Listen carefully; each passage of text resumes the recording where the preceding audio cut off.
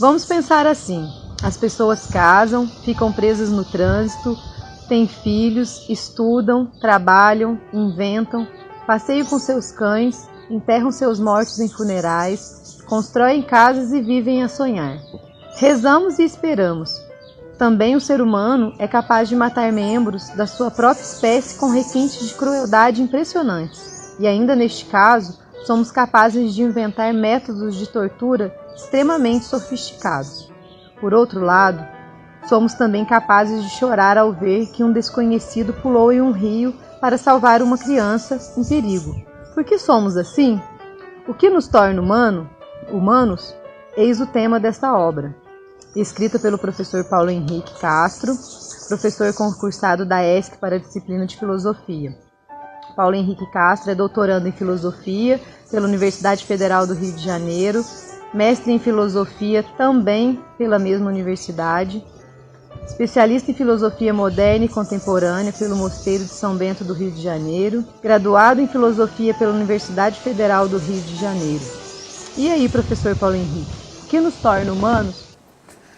Boa tarde. Certa vez Freud disse que o orgulho humano foi abalado em 3 pontos. Quando Copérnico disse que a Terra não era o centro do universo. 2, quando Charles Darwin demonstrou que nós, na verdade, somos descendentes de animais. E 3, quando ele mesmo, Freud, mostrou que os nossos comportamentos são profundamente impulsionados pelo nosso inconsciente.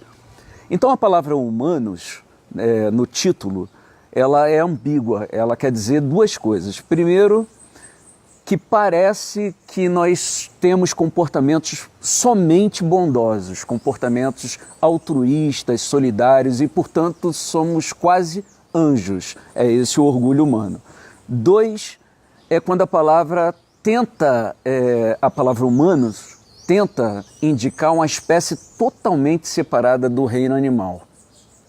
Então, a ideia do livro é exatamente levar adiante essas 2 linhas, questionar a noção de que o ser humano é um animal racional. Será que somos? Será que os nossos comportamentos são tão controlados? Será que sabemos de fato distinguir, temos essa capacidade de distinguir o certo do errado?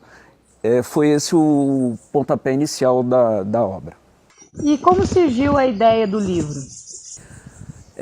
Durante os anos de 2011, 2012 e 2013, eu, na Escola Superior de Cruzeiro, apresentei 3 cursos. Um curso sobre a filosofia de Thomas Hobbes, um curso sobre o pensamento de Charles Darwin e um terceiro sobre o estudo dos chimpanzés, a primatologia dos chimpanzés. Durante esses 3 anos, eu fui escrevendo um conjunto de ensaios que eu fui publicando num blog.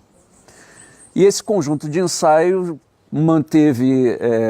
teve como fio condutor essa questão, o que nos torna humanos, baseado nesses 3 focos de informações, de pensamento, a filosofia de Hobbes, o pensamento revolucionário, extremamente revolucionário de Darwin, e a primatologia, os grandes estudos sobre chimpanzés. A partir desses ensaios, eu os reuni e publiquei pela editora Autografia. Mas por que chimpanzés?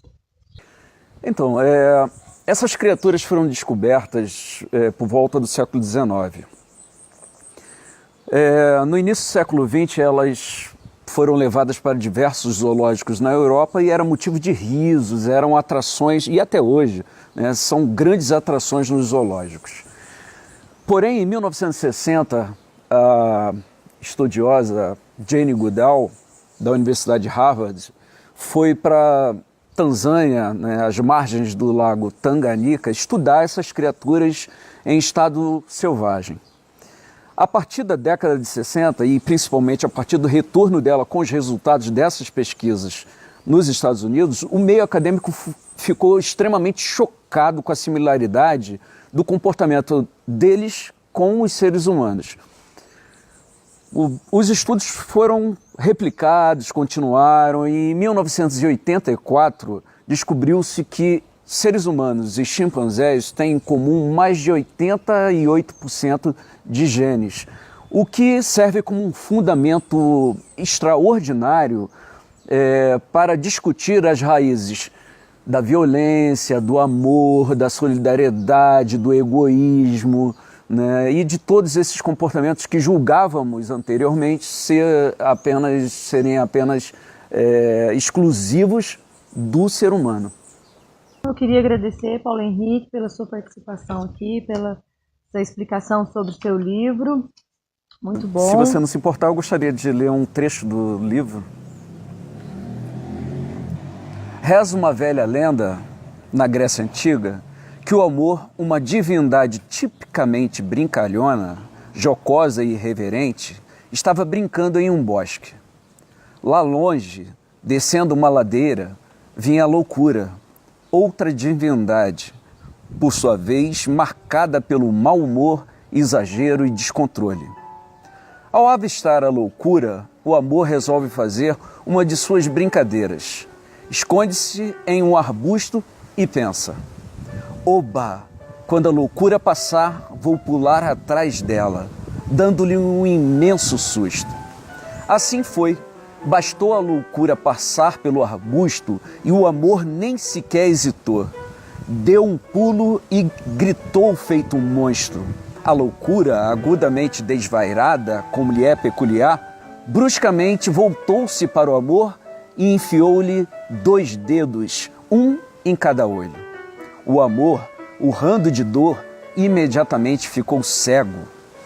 A notícia correu feito um guepardo, chegando aos ouvidos dos deuses supremos e soberanos daquele mundo. Assim, diante de ato tão atroz e repugnante, foi instituído pelos deuses um tribunal. Após um longo e cansativo período de debate, julgando o comportamento tempestivo da loucura, sua falta de comedimento e a consequência de sua ação, os sábios deuses chegaram a um veredicto. A condenação da loucura seria guiar o amor por todo o tempo em que as criaturas humanas existissem. O que nos torna humanos.